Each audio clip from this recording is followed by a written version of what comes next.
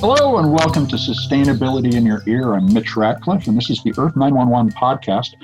As you know, we talk to innovative recycling and sustainability leaders on a regular basis. And today we are just very pleased to be joined by Mark Cleveland, who is with Hytch.me. The Hytch app is an incentivized carpooling tool that allows companies to reward employees for driving to work together. Mark, you just started out in February 2018, but you've already done a big project in California for Share a Ride Month. Tell us about what's going on with Share a Ride Month, and then we'll dig into the details of Hytch. Oh, sure. Thanks for having me, Mitch. And all right. So first of all, clean air affects everybody, right? And Absolutely. We've launched, you're right, we launched here in Tennessee in early 2018. It's actually the company's founding was back in 2015. And we wanted to, we've been working on this technology and our platform for quite a while. And then it just really expressed itself so successfully here in Tennessee that we went over to California and said, hey, they got a clean air problem out there. And there's just such a engaged community. October 3rd was California's Clean Air Day. And this month is Share a Ride Month in the Bay Area. The MTC is promoting sharing rides, and everybody's trying to take single occupancy vehicles off the road. And we think we've come up with a strategy that works, and we're trying to share that news with everybody. Well, tell us about that, how Hytch works, because in a way it's a little like a dating app, and it's also a little like Uber.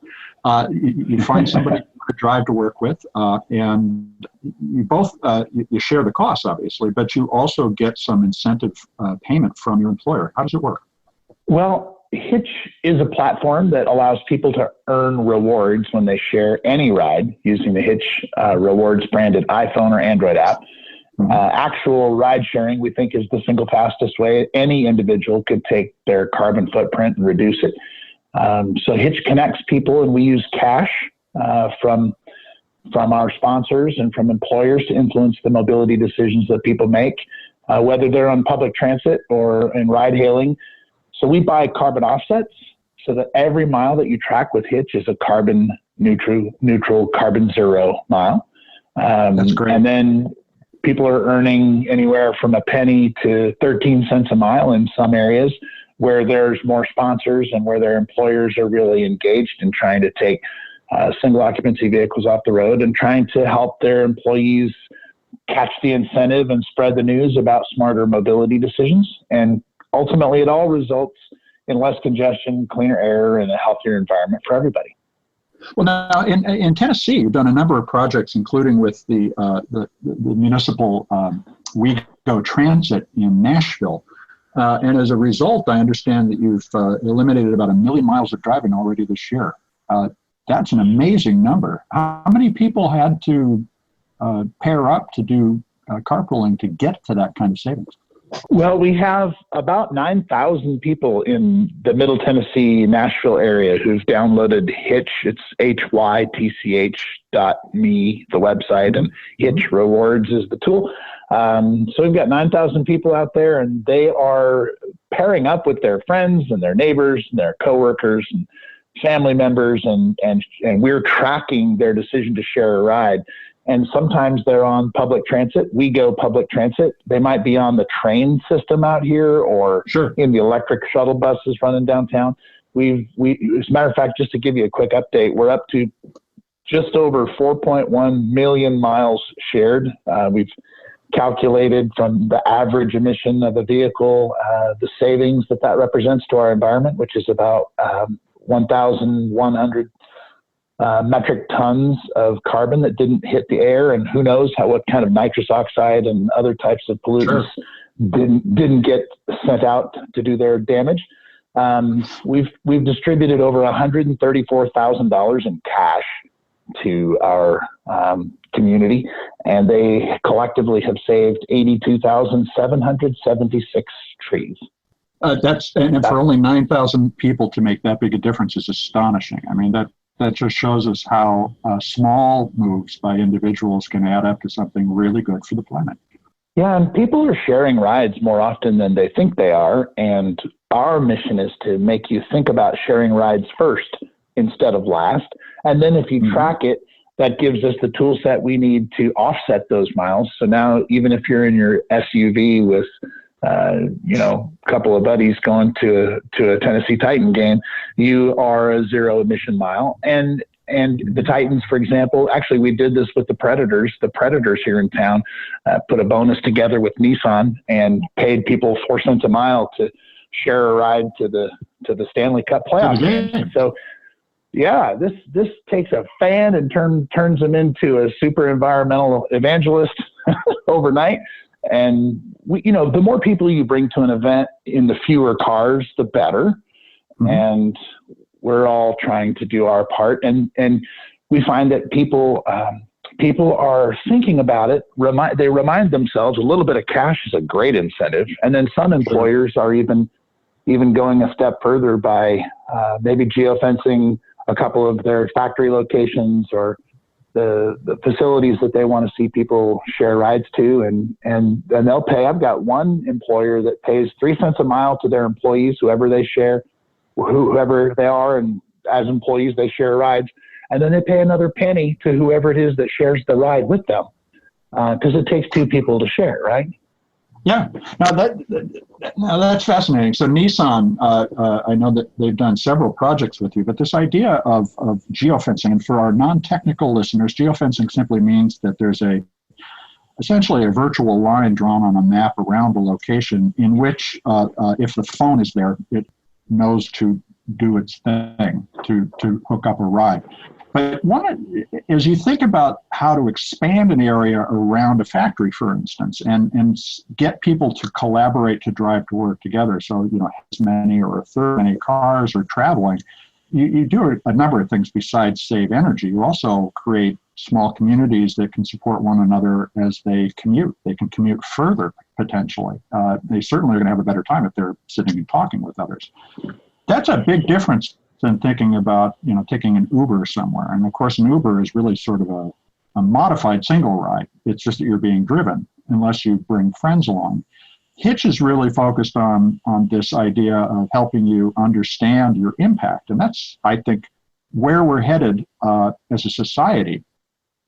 And how we're going to get past this big challenge is start to understand that measurement. What do you think about that? I think you've hit a couple of nails on the head right now, Mitch. I mean, let's look at it from the employer's perspective. If you have employees that are driving a half an hour, 30 minutes, 40, 50 minutes, an hour and a half, whatever they're suffering in traffic on their way to a job, think about that as mobile mentorship. We've got one employer that's willing to pay a dime a mile to their employees who are a part of their mentorship group, longtime employees, rising stars, green team and veteran team members. And they're saying, hey, look, we'll put these employees into a group. We're going to give them an extra incentive to take any other employee in our team to work, because an hour of round trip mobile mentoring is practically priceless. So you drive 50 to 60 miles to work, or maybe only 5 miles if you're in Atlanta and it still takes you an hour. And you get that time. You get that time with another, and it's a culture building opportunity. So you hit that on the nose. We're excited about the way that employers are creatively using geofences to give their employees an extra incentive. Lipscomb University, for example, is paying a nickel a mile to faculty, students, and staff who will park at any one of their 5 satellite parking facilities. And the whole idea there is, 8,600 faculty, students, and staff are competing for 2,100 on-site parking spots. And so they have to go and get satellite parking. So now you've got shuttles, you've got satellite parking. Yeah, so you're doing the logistics of the organizing of these communities, of transportation communities. That's a really deep difference between an on-demand service and one that is achieving policy goals. In this case, lowering carbon. There you go. Yeah. So here you can put a policy goal in place, which is to say, let's get more people to park off-site, and then let's shuttle them to campus. and let's reward them for getting on the shuttle because we know they parked off-site. And then let's give them a reward for parking off-site and for bringing somebody else in their car. And what's happening, interestingly, I'll just say this, we are not doing the logistics. We're giving people credit for working out the logistics in a smarter way on their own. Really? Between their friends and students. Yeah, we do nothing but pay people to make smarter mobility decisions. And even in states, let's say upstate New York or Pennsylvania, someplace where we haven't gotten to yet, the app works just fine. And it can track your carbon footprint reductions and give you a zero emissions mile. And eventually, maybe we'll have Amazon or Microsoft or some major national sponsor that says, hey, this is a really good idea. People are better organizers than we give them credit for, and they will organize themselves for a modest incentive. And we're paying $20 a month, $10 a month, $30 a month to people based on how frequently they take the bus or the train, or we're giving them an incentive-based reward. And it's actually true that people are self-organizing to take advantage of the highest rewards, and that's how you get the behavior you're looking for. That is fascinating. And as a former Microsoft employee who drove an hour and 40 minutes each way, I am very familiar with the fixed programs that corporations have in place. In fact, Microsoft has a bus service that reaches all over the Northwest. But you have to be on the routes in order for it to make sense. The next step is to break those networks down and let people self-organize like you're talking about.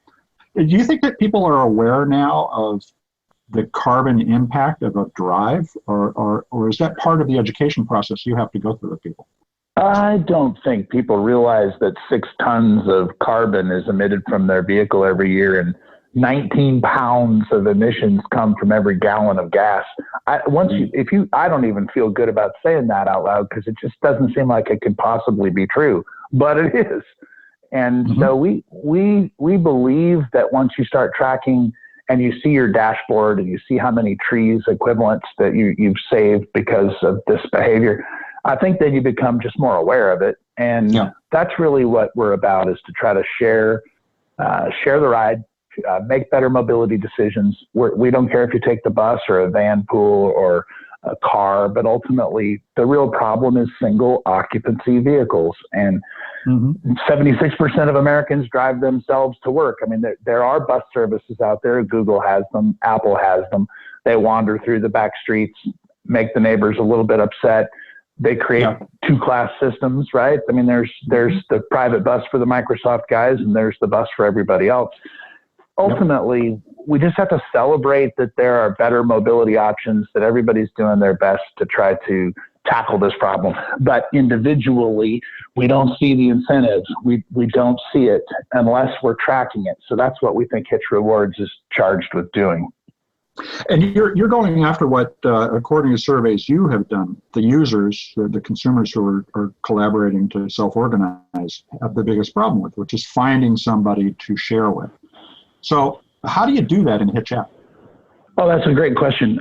We don't help match up people today. We did that at one point in the past. And what we learned was that people were not all that excited about that. They have their own networks. And then what happens is they start spreading the news in the organization about how they're making, $20 a month on Hytch. And people go, what? And then they start spreading peer-to-peer, group-to-group. The socioeconomic parity is similar. The neighborhoods where they originate are similar.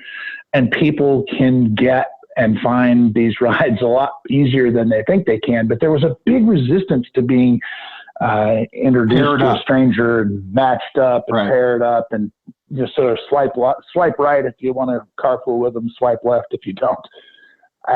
We found that we could grow about 7 times faster if the only thing we did was rely on people and their existing networks in their contacts in their phone and just paid them to pair up.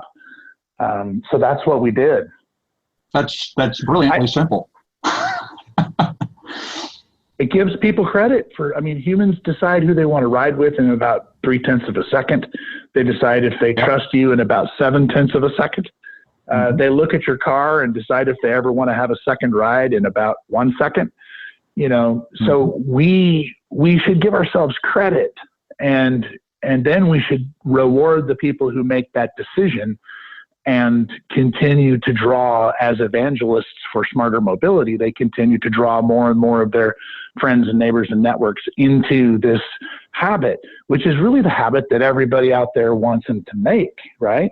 We got to get, you take 5% of the cars off the road, and all of a sudden everybody gets about 10% faster. The entire community benefits. So it's really I believe that infrastructure, really, the new infrastructure is behavior. We can't afford all the infrastructure that everybody wants to build. We can't add a tube or add a train or add a lane or add a bridge. We can't do it fast enough. And when we do, we fill it up. So what we really ought to do is look at the behavior that creates congestion and drives emissions and is less than optimal for our future. We look at that behavior and say, hey, it's going to cost us a lot less to pay that person $1 to make that decision to take the train. Believe it or not, they have a car that they left at home too. Yeah, it's a small change, but it's one that they self-organize and that they feel good about, and that is also how we form communities. Which, going back to the mentoring and so forth, there are other forms of ride collaboration we may see. Someday you may get a ride with your accountant to work who wants to talk through your finances while you're driving. You never know. And so, wouldn't that be great? In fact, that would put me right straight to sleep. Yeah, but your accountant would be happy, and and I try to keep mine happy. But that's fascinating. So I love the community organizing to solve its own problems. Now, so Hytch, HYTCH.me is your website. You go in, you can find the link to either the iPhone or the Google Play Store, and just get started. That's right. We encourage everybody to check it out. And Mark, we thank you for taking some time to talk with us today. Well, I've got a big place in my heart and a hope for the future. I want the next 6 generations of Clevelands to be able to breathe. And I think that's true of all your listeners. I think that's why they come to your podcast and stay informed and stay organized and really vigilant. So I'd just like to say 3 cheers to clean air, and thank you for paying attention to Hytch Rewards. Well, come back and tell us how it continues to develop, because it's a fascinating story. Thank you. All right, folks, that's the end of Sustainability in Your Ear today. Mark Cleveland, the CEO and co-founder of Hytch, HYTCH, is our guest. I want to thank you for listening, and we'll be back soon with another innovator interview. Take care, folks.